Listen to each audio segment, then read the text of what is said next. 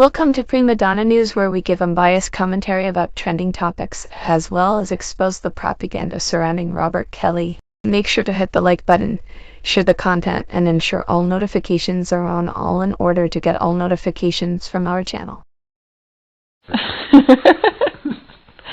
Many of us watching the Diddy trial can't help but point out the shift in popular opinions when it comes to Diddy's trial. The same points being made in defense of how Diddy is being prosecuted are being echoed, considering they are the same points supporters of Robert Kelly made during his public persecution. The malicious prosecution put on open display, the coercion of witnesses, and the legalese to justify using laws established to take down real crime bosses being used to heighten the Me Too movement. In a time where asking questions meant you are victim shaming, the same tactics used by attorneys such as Tony Busby, Tyrone Blackburn, and Lisa Bloom have been utilized like a playbook from the likes of the notorious Susan Loggins, who set the stage for Gloria Allred, and Michael Avenatti, also known as the creepy porn lawyer, now hoping for a pardon from Trump after trying to extort him, Nike, and so many others.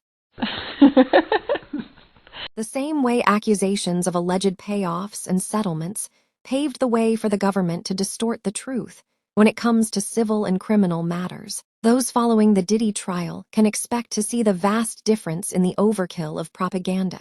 used to empower individuals to cooperate with the government against R. Kelly, and how even after Diddy's houses were raided, you most definitely did not bear witness to Diddy's accusers exposing each other and themselves leading up to the trial. When people ask the questions of why is Diddy in jail, go back and think about why Robert Kelly was detained. Think about all of the chain of custody concerns that went on deaf ears concerning Robert Kelly. Think about the misrepresentation of adult women being able to present the illusion that Robert Kelly was a threat to the community due to his so-called enterprise and preyed upon minor children, even though the obvious elephant in the room is if that were the case. In most normal RICOs, both the head leader and co-conspirators are held accountable rather than stopping at the head, while still insisting this one person is calling all the shots rather than being maliciously prosecuted for crimes that, even if guilty, expand past the statutes of limitations.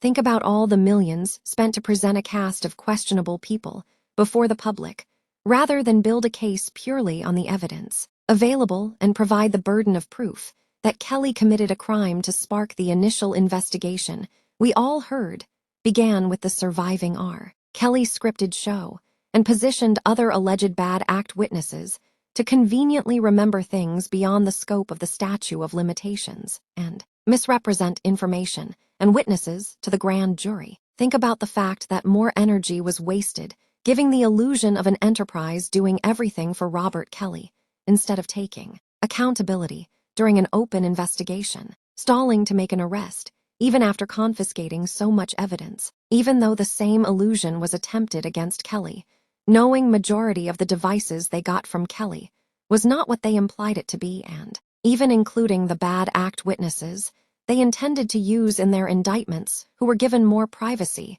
when it came to Diddy, whereas people were able to link most of Kelly's accusers so easily due to them exposing themselves doing public interviews and engaging in social media antics that revealed their true motives. Money. Some of the people supporting Kelly, however, seem to have been led to believe that inserting themselves in an already escalated train wreck could help Robert exposing the lies on a website and even a janky documentary rather than put up a proper defense in court. You can think about the fact that no one took it upon themselves in Diddy's case to conspire with his accusers in an attempt to mislead the public as a grave miscarriage of justice that went unnoticed by people triggered by propaganda. In conclusion, think about how there is definitely no footage in a documentary capturing how any of Diddy's witnesses were coerced into flipping after being included in paperwork they claimed not to be in. Unfortunately, it becomes clear that in both cases, the reasons for what prompted each case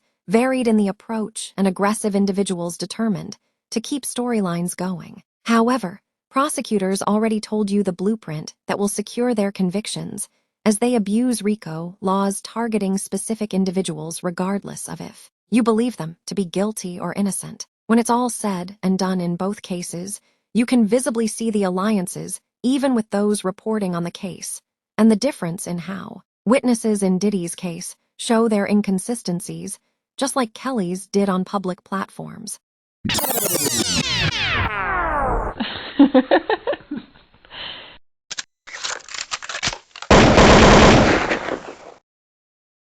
So, yes, I did have sex with Bubba as well. No, we did not have a threesome, but me and Bubba had another relationship outside of Rob.